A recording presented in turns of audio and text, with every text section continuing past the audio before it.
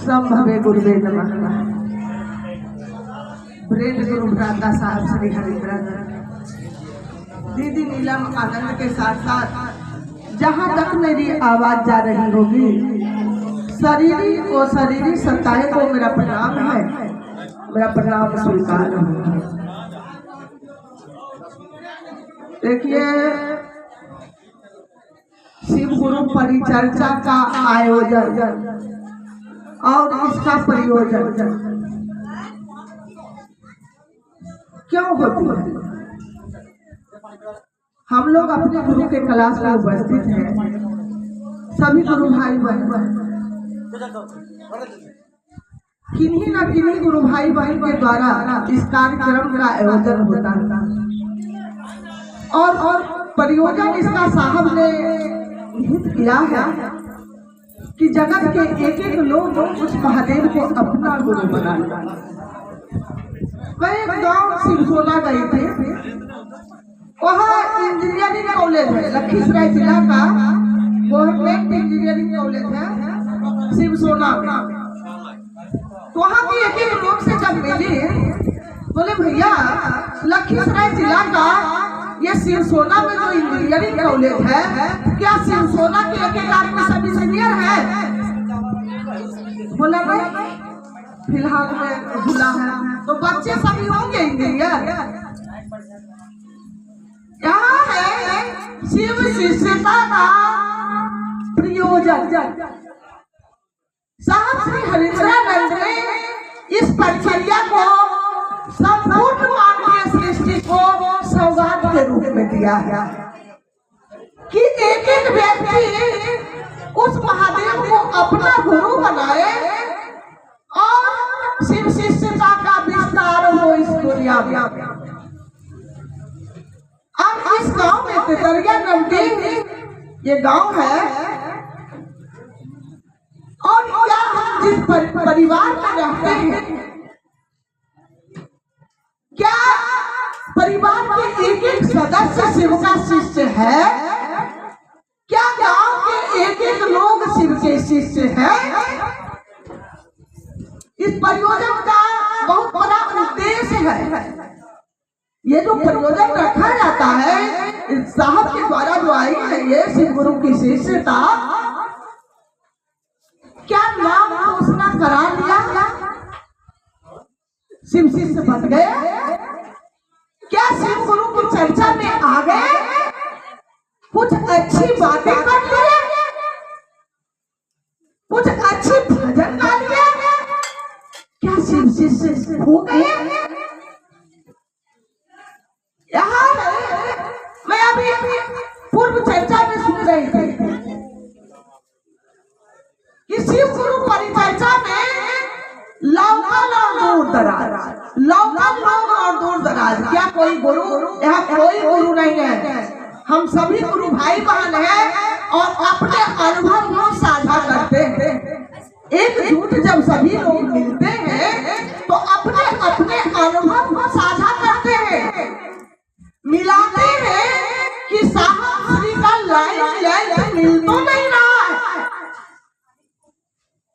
इस आध्यात्मिक आयोजन में क्या सबका सुने, हम आपने सुनिश्चित किया है शिष्यता को?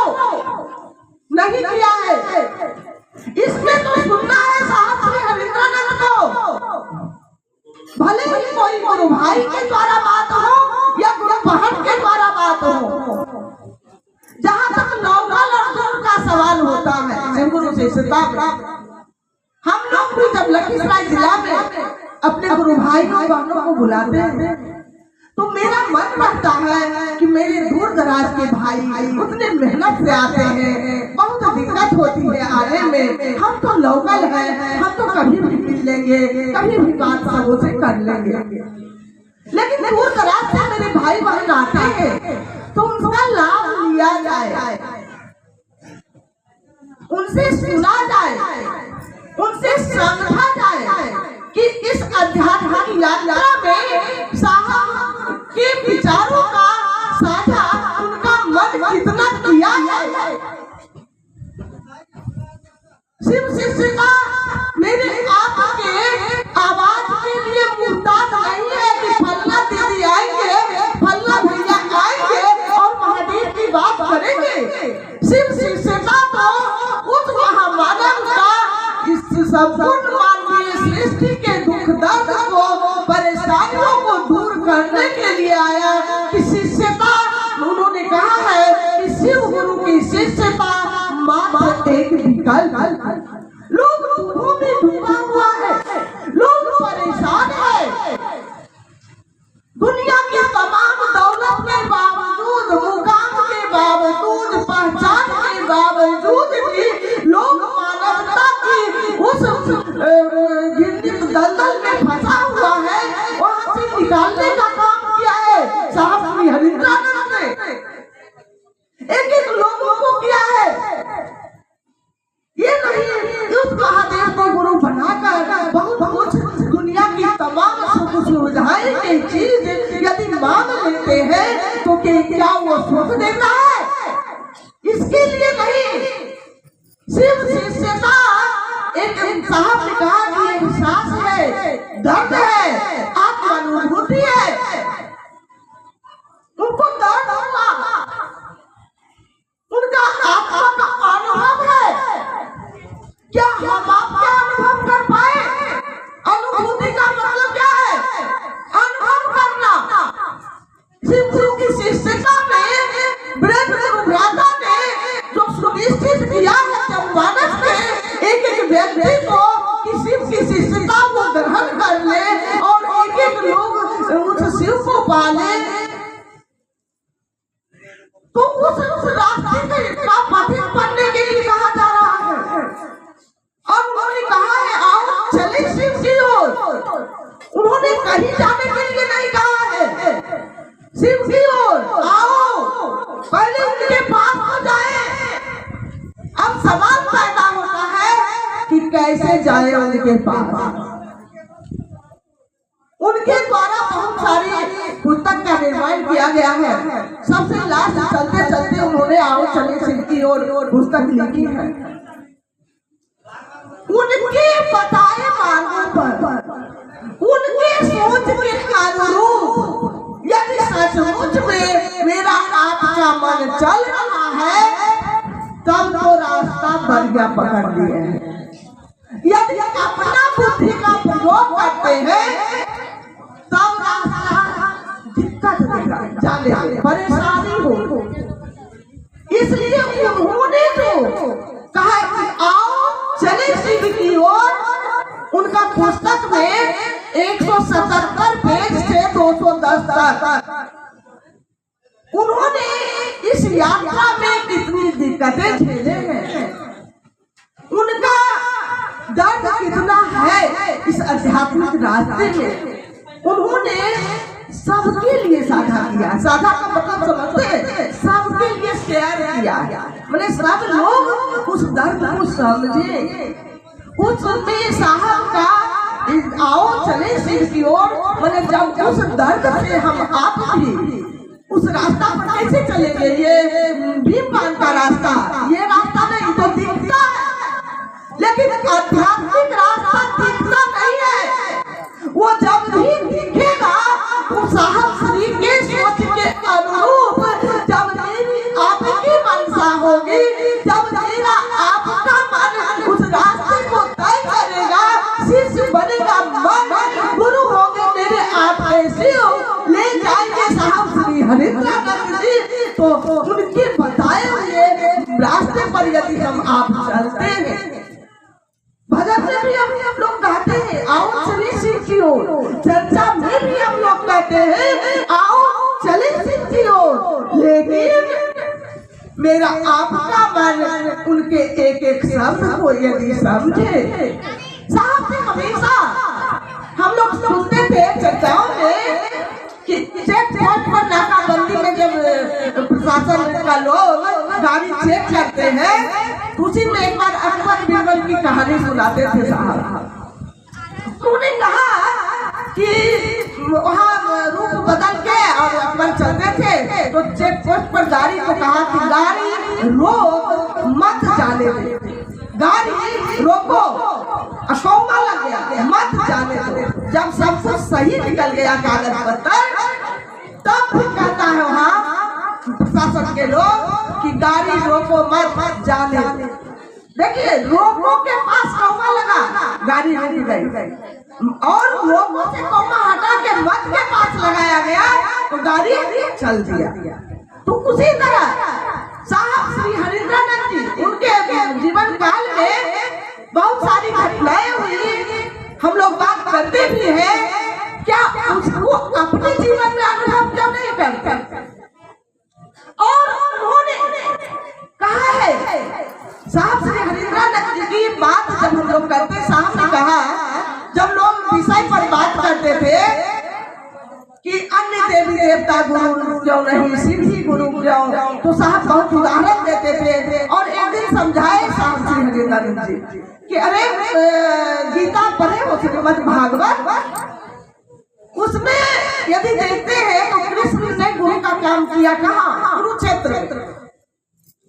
लेकिन जब उन्होंने कुरुक्षेत्र में किया तो गीता का वही लाइन यदि पकड़ा जाए तो बाद में जब महाभारत का युद्ध खत्म हुआ और तब वही अर्जुन कृष्ण से कहता है कि केशव सारे लोग मारे गए, मन अशांत लगता है, मन विह्वल लगता है, वही जो ज्ञान आपने कुरुक्षेत्र में समझाया उसको जरा सुनाते तो हम भी सुनकर मेरा भी मन शांत हो जाता। क्या बोले कृष्ण कि वो ज्ञान मेरा नहीं था, वो तो ब्रह्म का ज्ञान था, वो तो परमात्मा का ज्ञान था, वो मेरा नहीं था। कृष्ण सरेंडर हो गए कि वो कुरुक्षेत्र में मेरे शरीर के मेरे माध्यम से जो वो ज्ञान आई थी वो ब्रह्म परमात्मा का ज्ञान था। साहब ने कहा, कृष्ण कहे कि मैं भी गुरु का काम नहीं करता, और उन्होंने समझाया कि जिस तरह से रामायण में राम कहा कि हरहु सज्जन पीरा, मतलब उनका प्रयोजन था कि वो सज्जन का पीड़ा हटने आए और दुष्कर्मियों को सजा देने आए। उसी तरह श्रीमद् भागवत में भी है कि परित्राणाय साधूनां विनाशाय चतुर्कृतां धर्म संस्थापनार्थाय संभवामि युगे युगे। मतलब इस जो राम का प्रयोजन था इस दुनिया में आने का कि सज्जन का पीड़ा करूंगा और दुष्कर्मियों का नाश करूंगा, वही प्रयोजन लेकर कृष्ण भी इस दुनिया में आए और उन्होंने कहा कि मैं भी हर सज्जन का पीड़ा करने आया हूँ और दुष्कर्मियों का विनाश करने आया हूँ। वो लास्ट में बोलते हैं कि मैं गुरु का काम नहीं किया। तो यहाँ दोनों का प्रयोजन एक है, राम और कृष्ण का। और साहब श्री हरिंद्रानंद जी की प्रयोजन में हम आप शुरू से अंत तक का यदि सहभागी है तो शुरू का प्रयोजन हम लोग समझते हैं, लेकिन लास्ट में उन्होंने क्या कहा, क्या लिखा है, उनके अंदर क्या दर्द है, उसको हम लोग साझा नहीं करना चाहते। उनका लास्ट में कहते हैं कि यदि धरती से एक क्रिमिनल भी जाता है ना, जब उसको फांसी की सजा होती है ना, तो उसकी भी आखिरी इच्छा पूछी जाती है और उसकी आखिरी इच्छा पूरा किया जाता है। क्या हम आप साहब श्री हरिंद्रानंद जी क्या आखिरी इच्छा के साथ है? यदि है तब तो शिव की ओर जा रहे हैं, उनके सोच के चाहत चल रहे हैं। यदि नहीं है तो फिर हम आप साहब से ही पूछेंगे।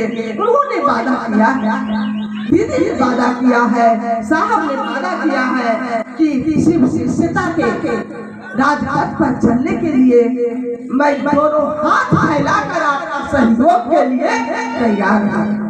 दोनों हाथ फैलाकर शिव शिष्यता छोटी मोटी चीज नहीं है, ये बहुत बड़ी चीज है। लेकिन साहब श्री हरिंद्रानंद ने इसको छोटा करके, बहुत छोटा करके मेरे आपके पास जनमानस के पास रखे हैं कि एक एक लोग शिव शिष्यता को समझे। क्या हम आप नहीं रहेंगे तो शिव शिष्यता की व्याप्ति रुक जाएगी? नहीं रुकेगी। उन्होंने सब कुछ ओवर कंप्लीट किया है। आओ चले शिव की ओर में, उन्होंने ओवर कंप्लीट किया है। हम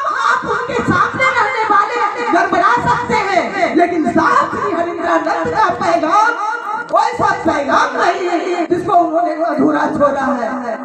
उनका पैगाम तो इतने अच्छे तरीके से उन्होंने कंप्लीट किया है कि आने वाले पीढ़ी साथियों तक साहब ने कहा 15,000 वर्षों तक शिव गुरु की शिष्यता इसी तरह चलेगी और फिर कोई आएंगे और इसमें थोड़ी सी बदलाव करेंगे। 15,000 वर्षों समझ जाइए। हम आप यदि शिव की ओर चलते हैं तो साहब श्री हरिंद्रानंद के बताए मार्ग पर चलते हैं। उनके हर बात एक एक कौमा हलंत अवसर विश्वास अभी जो बात हो रही थी पोस्ट की बात कि लोगों के पास लगा मतलब बदल गया, मत के पास लगा मतलब बदल गया। उसी तरह 177 पेज से 2210 तक यदि हम आप पढ़ते हैं, आओ चले सीखियो, वहाँ एक एक कौमा एक एक हलंत एक एक विसर्ग एक एक शब्द में साहब श्री हरिंद्रानंद जी की आध्यात्मिक यात्रा का धर्म छुपा हुआ है। यदि हम आप सचमुच में साहब श्री के मनसा से उस पुस्तक को पढ़ते हैं, उसको अपने अंदर अनुभव करते हैं, तो मेरे आपके अंदर भी वो आध्यात्मिक यात्रा के प्रति दर्द होगा। और जब तक दर्द नहीं होगा हम आप शिव शिष्यता के उस राजमार्ग पर चल नहीं पाएंगे। इसलिए मैं अनुरोध भी नहीं करूंगी इस नजरिया नजदीक के एक लोगों से कि हे आइए, इतना सुनहरा अवसर मेरे आपके जीवन काल में मिली है कि एक एक लोग उस महादेव को अपना गुरु बना, एक एक लोग का गुरु महादेव हो जाए, इसी के लिए आयोजन रखा जाता है। एक एक लोग से हम लोग विनती करेंगे, निवेदन करेंगे, आग्रह करेंगे, जहाँ तक गुरु मेरे आपके ले जाएंगे चलने का प्रयास करेंगे और एक एक लोगों को इस निवेदन से प्रेरित करेंगे ताकि उस लोग के भी मन में शिव गुरु शिष्यता के प्रति अंदर मतलब इतना भाव जगे कि वो भी महादेव को अपना गुरु बना ले। ये यात्रा बहुत सुंदर है और इसमें जाने के लिए तैयार होने के लिए यहाँ काम रखा जाता है कि लोग तैयार हो जाए उसी गुरु की उस रास्ते पर जो साहब ने सुनिश्चित किया है चला जाए। हम सब मिलकर उस रास्ते पर चलेंगे। अब आगे बहुत सारे मेरे गुरु भाई हैं, गुरु बहन हैं, हम सभी से सुनने समझने का प्रयास करेंगे और उस रास्ते पर चलने में हम आपको मदद मिलेगी, सहयोग मिलेगी। इसी आग्रह निवेदन के साथ आप तमाम को मेरा प्रणाम है, मेरा प्रणाम स्वीकार। चलिए मैं निवेदन करना चाहूँगा दीदी